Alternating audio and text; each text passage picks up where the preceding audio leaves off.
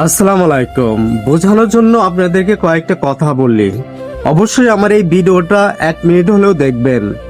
আমাদের বাংলাদেশের রাজনৈতিক দল আওয়ামী লীগকে নিয়ে কয়েকটা কথা বলি। আওয়ামী লীগের যারা ছোট ছোট কর্মী আছেন, এই ভিডিওটা তাদের উদ্দেশ্যে বানানো। বাংলাদেশের সাবেক প্রধানমন্ত্রী শেখ হাসিনা যখন আন্দোলন করার পর তিনি দেশ থেকে বাইরে পালিয়ে গেলেন, তখন কিন্তু বাংলাদেশের আওয়ামী লীগের নেতাকর্মীদের কথা চিন্তা করেন নাই।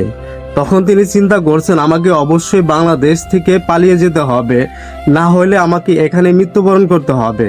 পালিয়ে যাওয়ার সময় কিন্তু আপনাদেরকে বলেন নাই চলো আমাদের সাথে যাই। আর তিনি পালিয়ে যাওয়ার সময় তিনি যদি 30 বছর 40 বছর ওই বাইরে থাকে, তারও কিন্তু টাকা পয়সার কমতে হবে না। সে বুঝ করেই তিনি বাংলাদেশ ছেড়ে চলে গেছেন। দেখেন, আপনি একজন সাধারণ কর্মী হইয়া আপনি কিন্তু বাইরে যেতে পারেন নাই, আপনাকে বাংলাদেশেই থাকতে হচ্ছে। সেই নেতা বিদেশে বৈশা আপনাদেরকে উস্কানি দেয়, তোমাদের আন্দোলন করতে হবে, সংগ্রাম করতে হবে। ভালো কথা, যখন ওই নেতার কথা শুনে আপনারা আন্দোলন করেন, সংগ্রাম করেন, ওই নেতার কিন্তু কোনো কিছু হয় না। দিন শেষে আপনি ওই আন্দোলন গিয়ে মারা যাইতেছেন, মায়ের খাইতেছেন।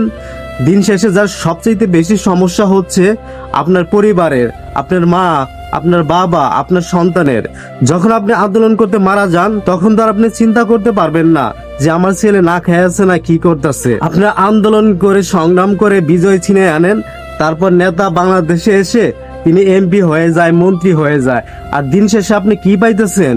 দিন শেষে কিছুই পাইতেছে না।